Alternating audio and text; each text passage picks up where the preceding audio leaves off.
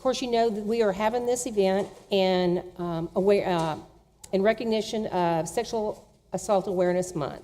This program is hosted by the joint program between LSU Health and LSUS, the Master of Public Health program, and the SAVE program, which is the Sexual Assault and Violence Education program for the campus. We are so grateful all of you are here. If we can reach one person with the information shared here today, then it has been successful. Whether it helps you as a healthcare provider, an advocate, or in your personal life or somebody that you know, that's a good thing. We are very blessed today to have Mollie Corbett. She is a photographer. She is the founder and the artistic director for Outlier, which is a project that Mollie has put together to speak to the issue of sexual assault, sexual misconduct, sexual violence, depending on how you want to phrase it. In this country, 1 in 4 women, 1 in 6 men are impacted by sexual assault. You'll see different statistics. In cases of rape, it's like 1 in 4 women, 1 in 71 men. So it just depends on when you look, how you look at it. But whether it is an attempted rape, completed rape, or sexual abuse, it has to stop. And we want to encourage people to speak up. Mollie's story, which she'll share with you, started with the babysitter's son.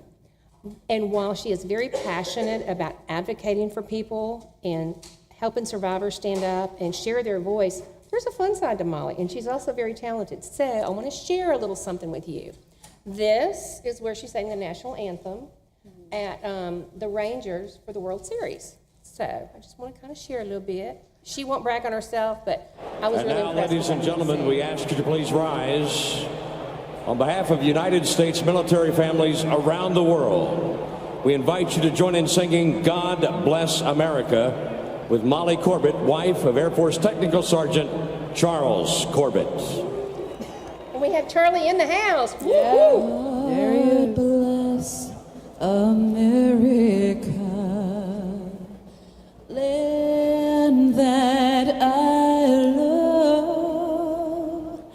Stand beside her and guide her through the night with the light from above,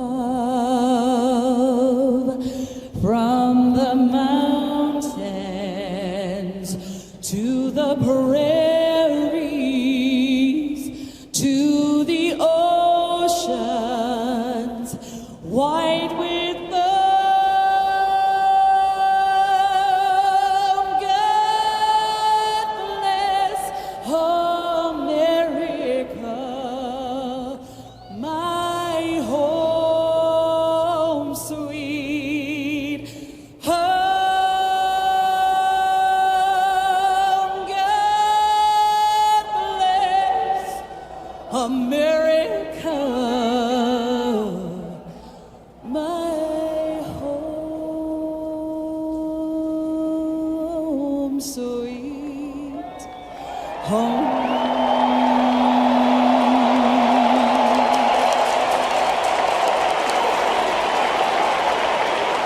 I just had to brag a little bit. Okay, let me get this off of here now. It's a mouse thing here for me. Okay, Mollie, if you'll come on up and join us, and thank you, Charlie, for being here and for serving our country. We appreciate it. Thank you. He's all right. He's all right. One thing I want to make sure does not happen is that this does not play. Yeah. Oh, Jim, where is that mouse? Maybe it's this side. Oh, hello. And click. Thanks for playing. All right. You know, these split screens, they're something else. Thank you for having me today. I'm so glad to be here. I'm glad it's not pouring down rain. I thought we would all be traipsing with our umbrellas in here and our wet boots. Yeah, it's lovely. All right, let's see. So you've heard a little bit about me. I'd like to also ask my volunteers who are setting their timers to go ahead and push play. And if you are Facebook Living for me, go ahead and push play as well.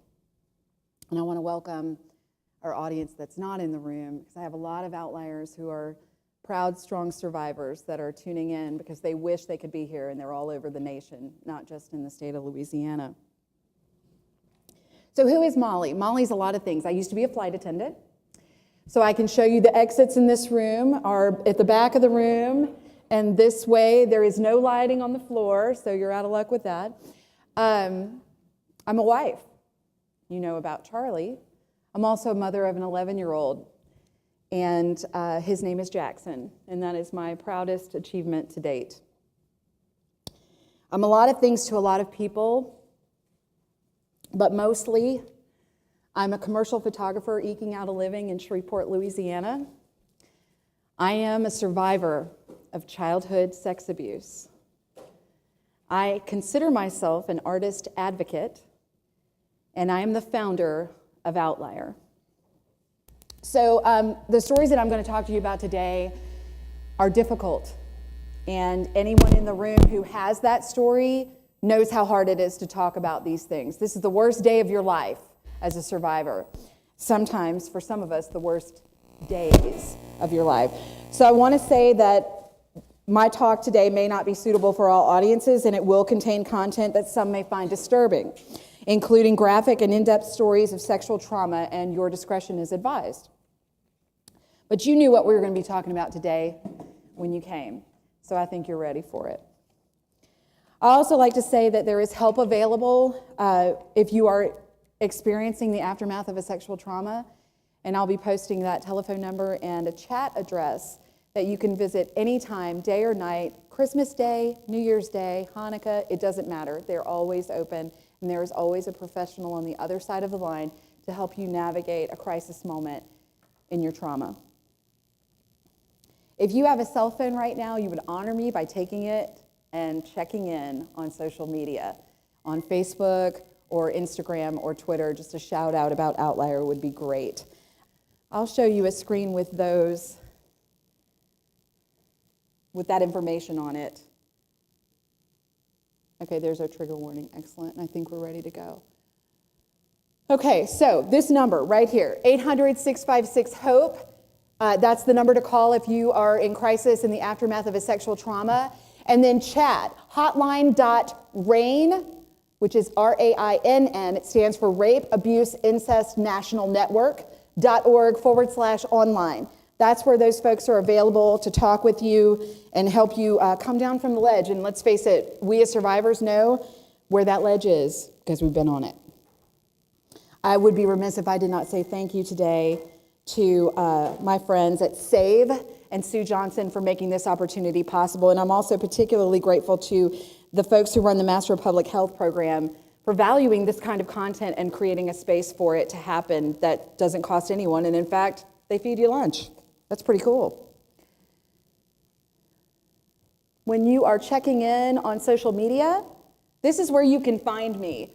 I am ridiculously available online, in social media. I am the kind of available that you're going to teach your kids not to be on social media and internet because I want to hear from people. Now, I also have a very good, strong BS monitor, and every now and then I like to kick a little tail. So I'm not worried about being available, but you should be worried about your kids being available. But you can find me Twitter and Instagram. I have the same handle, Outlier_stories. And I'm posting on Facebook almost on a daily basis for Outlier. So I'd love to hear from you there. You could also private message me if you need to share or disclose your terrible story to me. I will tell you that sharing stories brings healing. I wonder, as I raise my hand as a survivor, if there's anyone in the room that feels comfortable also raising their hand and identifying themselves. Look at them, hands all over this place, Lord have mercy. I have a gift for you guys that I want to share. Charlie, I wonder if I could get your help on that. Survivors, raise your hands, please. See the four ladies that are right there together? You know Jewel. Jewel will get you in a minute. But those four ladies right there, and then Vicky here. I want those four ladies to get a bag. Keep your hands up, ladies. Mr. Charlie's coming to you. You know what? I have my power cord too somewhere. Where did I put it? Yes, they know who they are. Yeah, okay. All right. Thank you for being that brave, ladies. And Vicki, I've got you later too. Vicki and Jewel, I'll see you. All right. Also, Outlier would not be possible without a few friends. So you guys all know about Project Celebration. They're in the room today. Holla! You all know about Gingerbread House. They're doing God's work for children with forensic interviews on the worst days of their lives. You may not know about the Bossier Talented Arts Program. You're going to see some banners that were painted specifically for Outlier later in the program. Those are painted by students at high school in Parkway under the direction of an educator by the name of Steve Porter, who was recently recognized by the Bossier Arts Council for his work in the arts community and with children. And I happen to know that the Bossier Arts Council is in the room too because I'm a board member and our executive director is with us. Say hi to Robin, everybody. Hi, Robin. All right. Fairfield Studios and 190 Productions brought together the work that I'm going to show you. I have a little 2-minute treat for you later in the program, and you're going to see how incredibly talented they are. I hear a timer going off. Is that your timer, Vicki? And what's the timing on that? 32 seconds. Every 92 seconds, another American is assaulted sexually. Every time you hear that timer, that's what's happened. Let's keep it going. All right. Ooh, she likes to go to sleep on me. I'm making Jim nervous with this. All right. And then JRM Ventures is my investor. Quite simply, I would not be here, and neither would Outlier if it weren't for Jim Malsh at JRM Ventures.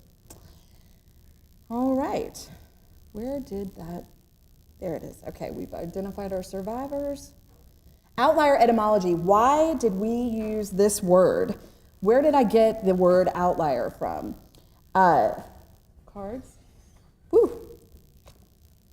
The word outlier is a term from mathematics.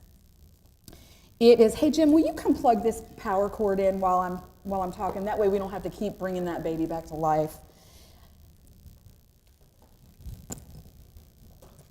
Outlier is a mathematical term, and it means off the bell curve. Well, you would say, okay, there's so many survivors. We know there are so many victims of sex abuse in our country. They're not outliers, right? They're on the bell curve. Outliers are the bell curve. Well, I take it a step further. You see, it's not really rare to be a victim. We know that. But it's not even really that rare to be a survivor, to get the help you need and call yourself a survivor of sexual abuse. But to take that survivorship and turn around and help someone else who has a similar terrible story in their life, to advocate for that person, there's another sexual assault. That is incredibly unique and unusual. That is what makes us rare. That is what puts us off the bell curve, and that is what makes us, indeed, outliers. There we are, out there making a difference in the margins. The real outliers, the ones who exist way off the bell curve and in the margins, are the victims who got help, became survivors, and then turned back to help and advocate for others. And some of them are in this room. So let's talk about the numbers. What's the scope of the problem? Buckle up, Buttercup. Every 92 seconds, an American is sexually assaulted. Every 9 minutes, a child's story of sexual abuse is substantiated by Child Protective Services. 9 minutes. You have children? I do. How's that sit with you? Not great. Not great. My target demographic is 1 in 6. Did you go to sleepovers when you were a kid? 5 or 6 of you there, eating popcorn, giggling till 3 a.m., watching movies and laughing with friends. 1 of you was a victim. Girls' night, Heels on Reels, Robinson Film Center, having a little wine and cheese and catching a chick flick. 6 or 7 of you, 1 of you is a victim, guaranteed. What about men? 3% of American men, 1 in 33. Now, how accurate do we think that number is? Yeah. Are men reporting? If it's hard for women to report, how do we think it is for men? Them being violated sexually is in direct opposition to who they think they need to be as men in our culture and society.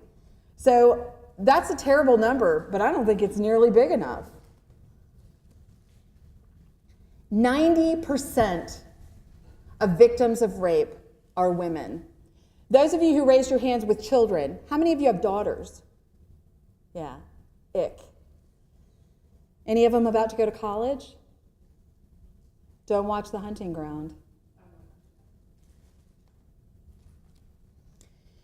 These numbers are staggering, but I'm here to tell you that they total, I'll do the math for you, and I did it earlier because I'm an English major, 481,000 Americans every year.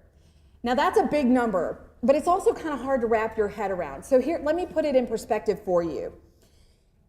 That is the number of people in the last official census that live in the following cities: Shreveport, Bossier, Texarkana, Alexandria, Minden, Monroe, West Monroe, Ruston, Natchitoches, I don't have any more fingers, Wascom and Marshall combined.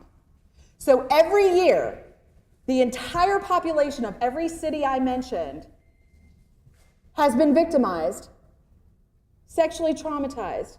My God. Who are these perpetrators? Well, I'll tell you who they're not. They're not strangers.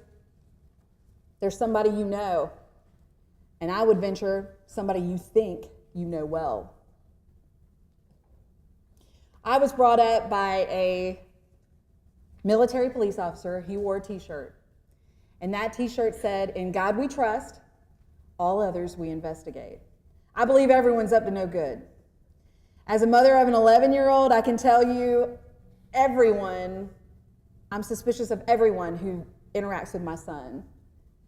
And every time he leaves my presence, I say, "Who touches your body?" "Nobody, Mama." "Who does your body belong to, Jackson?" "Me, Mama." Charlie can tell you, I still do it to this day.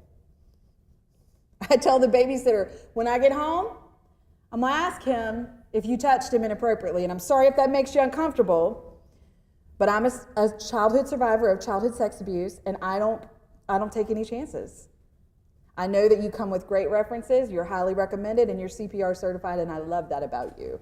But know this, I am going to have this conversation with my son when I get home. So you want him to give me all the right answers to that question.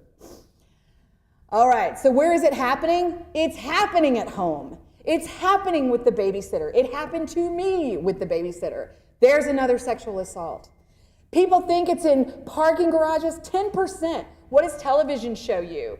Law and Order SVU. It's a parking garage. It's a park late at night. She's stumbling home drunk. Why are we always focused on what the state of her being is and what she's wearing? That's another fight for another day. Out of 1,000 rapes, 995 perpetrators will walk free. Why would anyone report? Why? That's just based on that number. Never mind what they're going to make you look like in the press. Never mind what they're going to say about you on the stand. Never mind what your people are going to think when you accuse Grandpa of something that they just can't believe that he could have done. Not a lot of incentive there. In 1979, I was about to enter kindergarten. There's little Mollie, 5 years old. Later that year, I would lose my great-grandmother to a heart attack and begin to sing for the first time on stage in front of everyone at my church. When I was 5 years old also, the babysitter's son stole something from me. And I remember those cold winter mornings, January to May in 1979. Stumbling out toward the car, I could smell the exhaust, because back then, for you young folks, you had to warm up your car in the cold weather. I could smell the carburetor smell and the exhaust of my dad's 2 Oldsmobiles that he was warming up for him to go to work and for my mom to go to work. Another sexual assault. I remember walking to the car, riding across town in the cold in my jammies, holding my blankie with my brother, who was just a year younger than me. I remember showing up at the babysitter's house. I remember it was a 2-story house. We walked up the steps. We went straight in. We were let in by a young man, not the babysitter, her son, because she was curled up in bed, comfortable and snug. He let us in. And he got my brother situated on the living room carpet in front of the cartoons. And he pulled me onto the couch with him to spoon with him, where he started tickling my belly. And it felt good. That's a 9-minute alarm. Where's that alarm? Who's doing that alarm for me? Jewel, thank you. That's every 9 minutes a child's claim of sex abuse is substantiated by CPS. When you hear that alarm, that's another child that's been abused. I remember his hands on my belly. I remember thinking how good it felt, and I didn't want it to stop, but it didn't somehow feel right. I was in that house with that young man for 5 months, completely unsupervised for the most part, and just trying to get home. My mom had packed a bag that had baby aspirin in it, just in case we needed it, if we got sick and had a fever while we were there. That baby aspirin tasted like orange candy, and I ate it by the handfuls because it made me feel better until Mom came to pick me up. I remember a song playing on the stereo. That was 1979. Pointer Sisters were hot that year. You know what the song was? Fire. I'm driving in your car. Remember that song? How do you think that song makes me feel to this day? Not great. That's a trigger song, we like to call them, for me. There's a 45 of it on my 1979 record player I got for Christmas that year. I play that song when the exhibit is up because I want people to hear, I want you to experience on every level what these victims go through, what I went through. I remember hiding under a table, glowering at my offender and telling him in my 5-year-old voice, "This is not right. This is bad. You're bad." And he would laugh and he would say, "Come kiss me," and drag me onto his body and pull my panties down to my ankles. And I remember the feel of the flesh of his penis in my 5-year-old hand. I'll never forget it.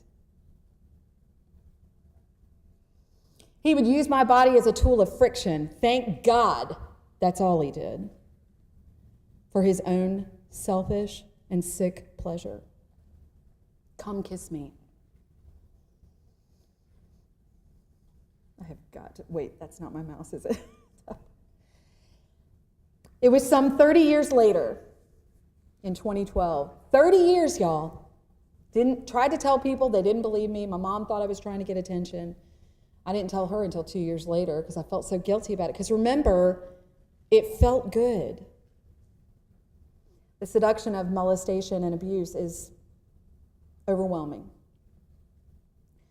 But in 2012, I finally felt strong enough to get extensive therapy and to explore my abuse history and go looking for that perpetrator, another assailant, another victim. I had so little to go on. I knew a first name, I knew a neighborhood, and I knew a floor plan. I rode around for a couple of hours with a well-meaning Special Victims Unit detective who had 2 daughters of his own and was bound and determined to help me find this man. I didn't want him to do it to anybody else. And after 30 years, I thought maybe he'd had plenty of opportunity. And that was killing me with guilt. No luck. We went home empty-handed and defeated. I tried to ask my mom, I really need you to remember these details. Mollie, I don't like to think about that. Well, too bad. We fought. I need you to remember. We argued. Mom stepped away, went upstairs. It's Christmas time. Merry Christmas. About an hour later, I'm still sitting on the couch with my laptop. I'm feverishly trying to search, just Google anything, find him, find him, find him. And then I hear a voice screaming from the attic. She wasn't upstairs, she'd gone to the attic. I found it! She found the tax return from 1979. And there in tiny block letters in my father's handwriting were the names, addresses, and dollar amounts paid to 3 babysitters that year.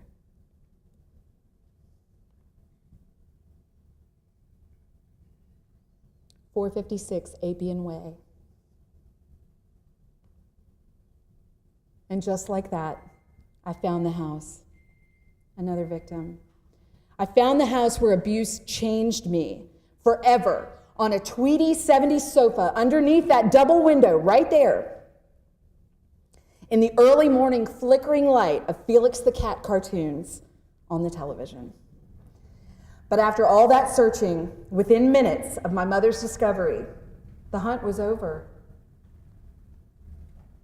Michael, that's his name, was 16 years old when he was molesting me for 5 months.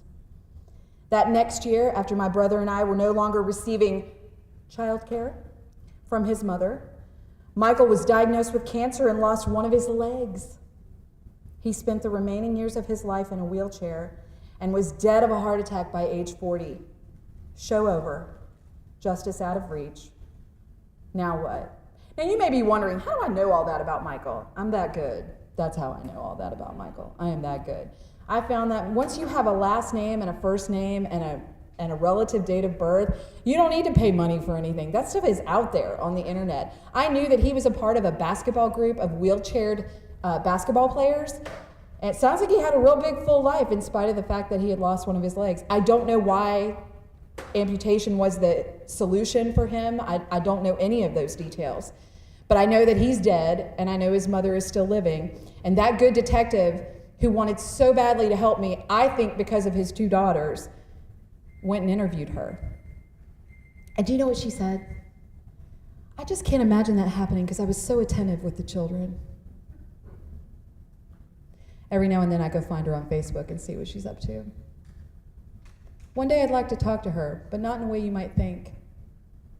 I almost want to have a conversation with her about forgiveness. But I'll wait until God's ready, because I'm not sure I am. During that time, I was really very much an open book. I stayed transparent on social media and in my day-to-day life. I was sharing my story, what had happened to me, why it mattered 30 years later, and what I was trying to achieve by being open and honest about my need and determination to find healing. And the stories began filling up my inbox and my text messages. I was overwhelmed by the response. I had felt so stopped short from the discovery of Michael's death. I was just getting started when my mother screamed about her discovery from the attic of our family home. I wanted to keep digging. I wanted to keep going. I wanted to keep uncovering the hidden ugliness of what had happened to me. So I shifted my mission, and an advocate was born. I didn't know what else to do to help survivors but use what I had, my gift and my story. I knew I wanted to photograph survivors and myself somehow, and I started working on a vision that would not let me go. In April 2016, I launched Outlier as an advocacy art exhibit in downtown Shreveport at ArtSpace. Some of you were there. I remember your faces. And we opened to a packed house. We had so many disclosures that night that we had to have counselors on hand to help talk to people who were just feeling some sort of way over what they were seeing and then also remembering about their own past. Since then, we've grown into a survivor experience, including a traveling art exhibit. We've been to 3 cities in the state of Louisiana, an artist talk much like what you're hearing right now, an educational panel to help us be better and live better, and the crown jewel of Outlier, an episodic documentary series giving voice to the journeys of sexual trauma survivors by sharing their stories of healing transformation from victim to survivor to advocate. This is Carolyn. Carolyn was abused from the age of 6 to about 19. She was abused by her stepfather. She was raped by her stepfather. And he would also rape her sister. And afterwards, he would make them douche with a water bottle exactly like that, so that there'd be no evidence that he'd been there in their bodies. So she's cradling that water bottle like a beloved child, the way she should have been cradled and protected and loved, instead of used. Behind Carolyn's head are words. They say no fear, control, choice, strength, brave. Those are affirmations. Another victim. I asked the Outliers to bring mementos of their trauma with them to the shoot. So she brought the water bottle, but she brought other things too. See the banner that says damaged? Bossier Talented Arts students painted those for us at the direction of Steve Porter. So that's where they came in. See the cage? The cage is on the stage here today. Look at it, touch it. Those are the words of Carolyn's assailant. We put them in a cage because they deserve shame and diminishment. That's where they belong.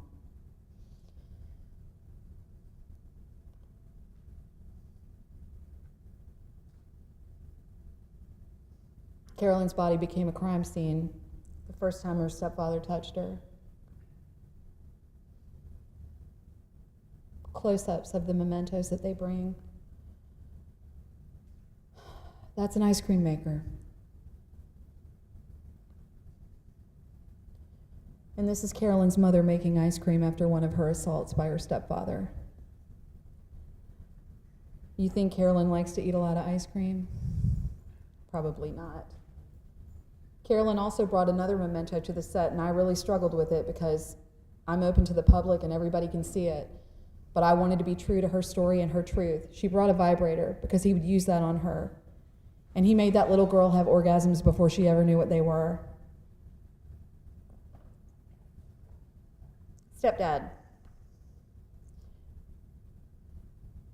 I'm hard on moms. I'm dealing with that with my therapist.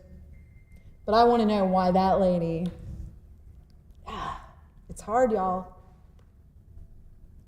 This is Irish Mollie. We call her Irish Mollie because her name is Mollie, but so is mine, and we wanted to make sure that we didn't confuse the two. As you can see, she is Irish because she is doing Irish dancing in her photo shoot. Mollie is a lesbian, and her best friend in college was a young man. And he believed that he could prove to her that she was not a lesbian if she would just let him have sex with her. So he did, without her consent. The colorful tags, those are the wristbands from her hospitalization after her assault in the psych ward. That's a book of love letters between Eleanor Roosevelt and her lover that remained secret for most of her life. And the note beside it is entitled, Things to Tell Sam. That's a list she made while she was hospitalized and thinking about her lover.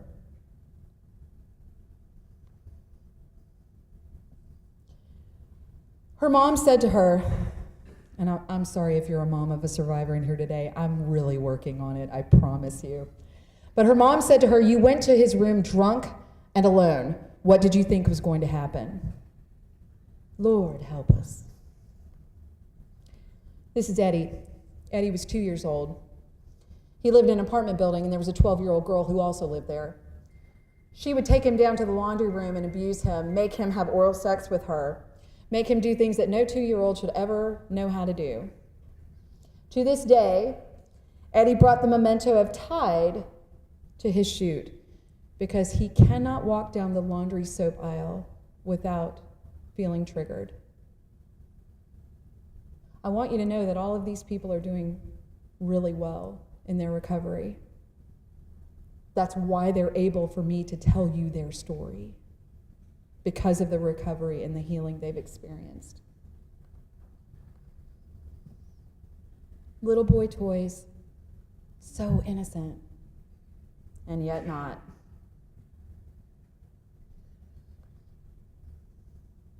Light bright. Did you have one of those when you were little?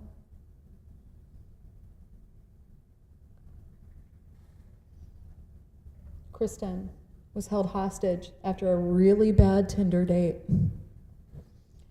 He wouldn't let her out, and she's holding a key in her hand because at some point in the hours that she was with him in that house, she found a key to the front door and escaped. But not before he had so brutalized her that he tore her uvula from pressing his own penis into her throat. Kristen's an advocate, and she started a foundation in New Orleans.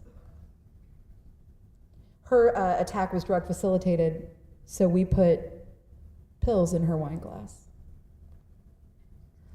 Sue, I had more material than I thought I did. I'm watching my clock. Does that girl look familiar? That's me. That's an unedited shot, sort of a behind the scenes of how the set looks.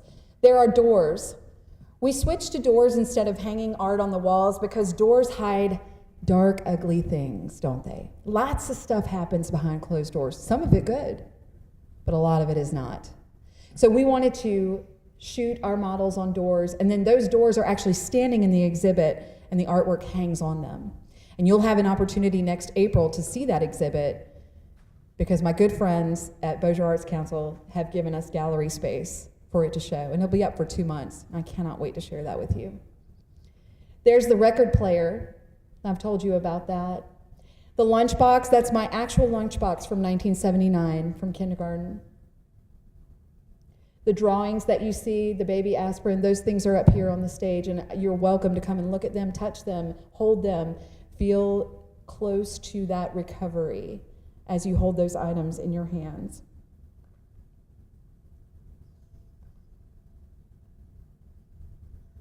eBay. It's amazing what you can get on eBay these days. It's an actual unsealed bottle from 1979. Over-sexualized drawings of women with really large breasts, a lot of makeup, eyelashes, all of that at age 5. Why was I drawing women like this? No one thought to ask. With Outlier, my threefold mission is to raise awareness, dispel stigma, and foster justice for victims of sexual trauma. I used to say restorative justice, but I've learned since then that means something different. Restorative justice is when criminals serve their time, get help for why they became criminals, and then they turn their lives around. That's a different matter altogether. It's powerful, it's important, but it has nothing to do with Outlier, at least not yet. Our mission is national. We're just getting started, and our target is 1 in 6. Before the hashtags were trending, before the avalanche of public disclosures, Outlier was finding, serving, and advocating for sexual assault and abuse victims throughout the entire state of Louisiana. We started in Shreveport, we went to Lafayette, and then we went to New Orleans. And boy, did they tell us some stories in New Orleans. I photographed over 50 Outlier warriors, exhibited in all 3 of those states that I mentioned, and reached thousands of people, both Outliers and their families, on social media and the web. And in our community alone, we've hosted over 500 visitors to the Me Too readings where we tell those stories anonymously that victims send to us. Please, please read my story, but just don't say my name. Maybe you have one of those stories. Once the Outlier series hits network distribution to every TV, laptop, tablet, and smartphone, there will be no stopping the transformational healing of shared story. So if you have a connection with Netflix or Hulu, call me. Specifically in Northwest Louisiana, we've assisted in another assault. In the high-profile cases of 2 now convicted child sex offenders, one was an abuser of dozens and dozens of teens, adolescents, and children under his counseling care. You know who that is. You saw the papers. And if you don't, you can ask me later and I'll tell you. But he's in jail, and he'll probably die there, which is where he belongs. Another case, the 20-plus year family friend of the little girl he abused. He groomed her for 20 years. Specifically, no, he did not groom her for 20. He groomed that family for 20 years. And when she became the age that he likes, then he started to abuse her. That's another child. That's another child every 9 minutes. The work continues as we've developed our pilot episode of the Outlier series and actively seek opportunities to present our content in a way that can reach the most massive audience. So, would you like to see the trailer? Ooh, everyone says yes. Okay.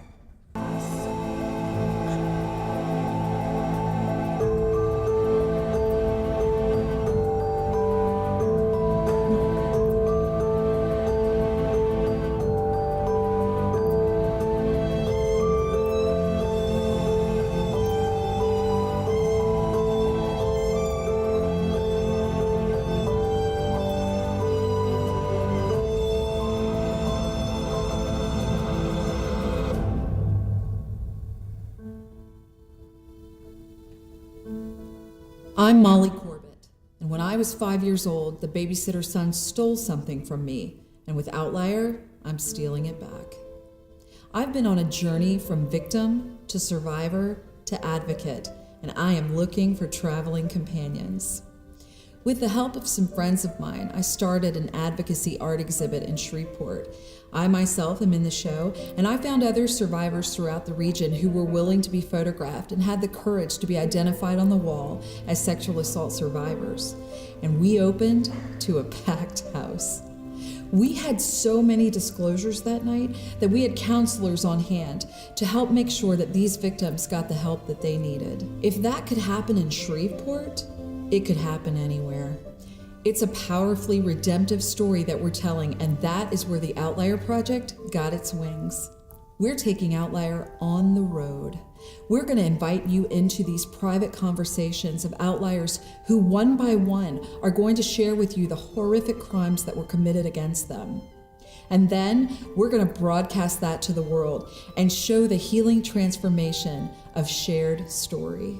We want to go to the different cities of the United States and find the outliers there and photograph them beautifully and with dignity so that others can see their courage, stand up for themselves, let their voice be heard, and become themselves advocates. And that got me thinking, what if what makes us different can empower us and make us strong? What we know is that we're not alone. Our numbers are not small. There are literally hundreds of thousands of us in the United States alone. But some of us have told our stories and found the help we needed. And we're now empowered to be advocates for others. And that is what makes us outliers. I know how it feels to hear a terrible story and feel helpless to do anything about it. We've shared our hashtags on social media, but now what? Here's an opportunity to effect lasting positive change in the area of sexual assault. We can end this pandemic, but we must work together.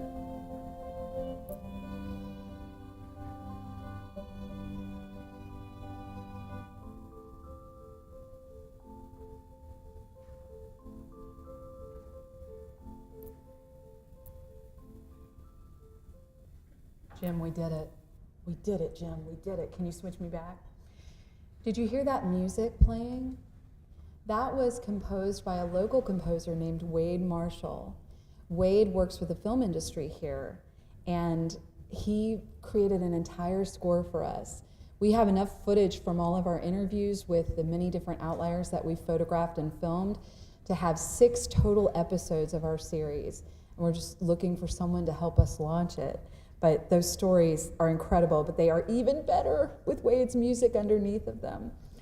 All right, let's get back to business. So now we've come back to this space. You've had a chance to see the trailer, and we're in this room together. You saw the quote from Margaret Mead, and I've been wondering, what can this small group of thoughtful, committed citizens do to change your world for victims of sexual trauma? So I'd like to speak specifically to those of you who are studying to be or are healthcare providers. It's not to say that we can't all do something, but knowing that I was coming to the med school today, I wanted to specifically address clinicians and clinicians to be. After the abuse came to an end in my life, there were signs that something was not quite right with Mollie. As early as age 5, I have vivid memories of begging my mother for larger portions of food, for late night trips through a drive-through window after a nighttime church service. And I remember hiding behind doors with a spoon and a tub of frosting, and it sounds funny, and I have actually said at Weight Watcher meetings before, alone in the dark with the peanut butter. But the fact of the matter is that's a coping mechanism, and there is nothing funny about it. It's an eating disorder, and it hurts the body, but it's designed to help the heart. So there's a reason why we do that. There's a reason why we eat like that. The weight began to pile on, another victim. And by the 4th grade, I was visiting the school nurse weekly to get weighed and judged and condemned for my failure to trim down. 4th grade.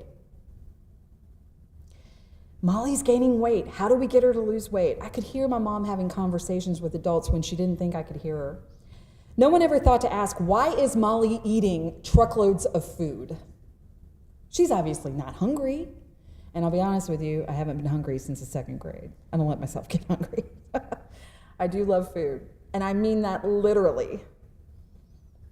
Why does she want to eat all the time? No one asked me that. I wish someone had tried to suss out of me what I could not clearly pinpoint and articulate for myself at so young an age. The fact was, eating made me feel good, and feeling made me feel bad. And if I could get food and eat it without anyone knowing, it felt like I had gotten away with something and made myself feel better all at the same time. And food associated with birthdays and holidays, like cakes and desserts, they were especial favorites. Well into my 30s, the pattern of feeding my feelings prevailed long before I ever faced the abuse and its effects on my life head on. And I am not alone. This graphic is actually from an article that was published by The Atlantic, an article by Olga Kazan in 2015, it was 4 years ago, asserting that victims of childhood sexual abuse are far more likely to become obese adults, citing that new research at that time showed that early trauma is so damaging that it can disrupt a person's entire psychology and metabolism. Even a cursory Google search of sexual trauma and obesity supports this assertion and entreats us to deal with the reality that we will better know how to deal with what we're eating when we know what's eating us. When an aerial view of obesity and eating disorders is taken, and it's both ends of the spectrum, determining factors can be revealed, root causes can be exposed, and healing can begin at the source of the malady. Listen, I'm not a clinician, I'm not a doctor. I worked in a medical office once before, but I don't think that gives me any expertise whatsoever. And I don't pretend to know all the answers and the intricate connections between eating disorders and sexual trauma, but I know this. I cannot overstate to you the impact of improved mental health on my physical health. My therapist and my doctor were active participants in the healing transformation that I continue to experience in my life today. And I know all this healing began simply by telling my story until someone believed me. Sometimes I like to go out to Clyde Fant Parkway. There's a great walking path, running path. And there's this great little app on my phone. It's called Couch to 5K. Now, growing up with a weight problem since the age of 5, PE was a nightmare for me. I remember a PE teacher who had a weight problem of her own telling me, she was just standing there watching me, another victim, telling me I needed to do a cartwheel. I couldn't do a cartwheel if my soul depended on it. And I remember looking at her and thinking, you first. I had that kind of attitude. You know, you develop your defense mechanisms when you're suffering. And so I got a smart mouth and sarcasm, and I cherish them to this day. But I wish that someone had looked a little closer and a little deeper past that, past what they could see, to what they needed to know to really help me. Eventually, I did get extensive therapy. I went through a therapy program called EMDR, and I invite you to look that up. It was incredible. It put me in the moment. I was able to go and rescue my own 5-year-old self and punch a perpetrator in the eye, and whew, that felt good. That felt good. It was all visual in my mind, but it was powerful and transformative. Outlier exists in community, and we grow by the day with new social media connections and inbox confessionals. And let me tell y'all, my inbox, it feels like every day. It's probably more like once a week, but I get a lot of bad stories. And I'm glad, because I want them to tell someone who will believe them, and I will. We are stronger together, and I could really use your help. It's quite simple. Checking in at events that Outlier hosts like this one just raises awareness in your newsfeed, lets people know, what's this Outlier thing? You don't need to explain Outlier, another victim. Just get it out there, and I'll tell them what it is. Like and share Outlier on social media. Visit outlierstories.com and share it with a friend. And actually, at outlierstories.com, there's a tab where you can tell your own story. It says share your story, and I would love to hear from you there. I'm sorry that I have to, but let's talk about it and get you some healing too. And then finally, the last thing you can do for me is introduce me to all your Hollywood A-lister friends. Because I'm going to CrimeCon in June, and if you don't know what CrimeCon is, I'm so excited to tell you. It's a convention for people who love true crime. Yes. And I don't know about you, but Criminal Minds, all those shows, I'm addicted. I'm addicted to them. And I think it's probably because it hits so close. Some people will eschew it when they're victims. I'm not that victim. I'm that victim and survivor who wants to read about it, hear about it all the time. They caught the Golden State Killer, y'all. You need to be reading that book. You need to see that TV show. You need to listen to that podcast. And if you want those links, let me know because I'm happy to share. So wish me some good juju in New Orleans in June because I'm going to meet some of those A-lister folks and I'm taking them very expensive gift bags. So call on Jesus for me, will you? Will you? I will leave you with this parting thought and 3 minutes for a Q&A. I didn't think it would go this long, Sue. Parting thought to every survivor in this room, whether voiced, another victim, or silent, reported or unreported, you are brave, you are worthy, and you are whole. Thank you.